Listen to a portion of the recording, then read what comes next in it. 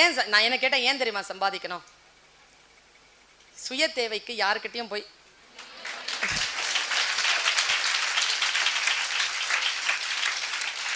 Monthly problem ஒரு 22 rupees கிடைக்குமான்னு கேட்கக்கூடாது.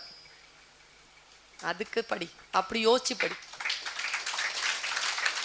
எங்க அம்மா ஒரே ஒரு விஷயம் தான்ப்பா சொல்லி என்னை வளர்த்துச்சு. ஒரே ஒரு விஷயம் சொல்லி தான் படிச்சிரு படிச்சிரு, வறுமை போயிடும். படிச்சிரு, சுயமரியாதையோடு சாப்பாடு கிடைக்கும். எங்க அம்மா சொன்னது.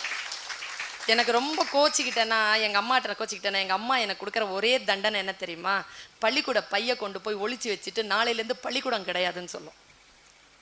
என்ன பயமா இருக்கும் தெரியுமா? இன்னைக்கு ஜாலியா இருக்கு என் பையனுக்கு. ஹை அப்படிங்கிறான். படிக்கக்கூடாதுன்னு சொன்னா அதை விட பெரிய அந்த பயத்திலேயே படிச்சேங்க நான். என்ன பண்ணிடுவாங்களோ அப்படிங்கிற பயத்திலேயே படிச்சு வந்தேன் நான். பயம்தான். இன்னைக்கு அந்த அச்சத்தோடு படிங்க.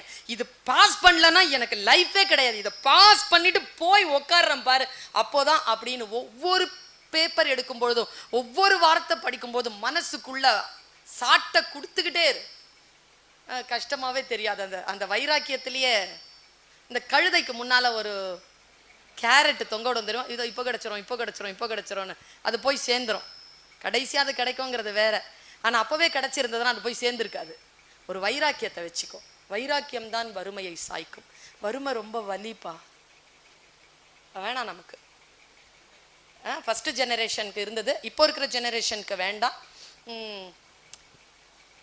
ஏழ்மை என்பது வேறு, வறுமை என்பது வேறு. எளிமையுடன் இருப்பது வேறு. வறுமைங்கிறது ஒரு நோய், ஏழ்மைங்கிறது ஒரு நிலைதான். அதை மாத்திக்கலாம். வறுமை பிணி, அது வரவே கூடாது. நம்ம யாருக்கும் வராது. நம்ம ஜெயிச்சிடலாம். இவ்வளவு தூரம் வந்துட்டோம்ல, அப்புறம் என்ன?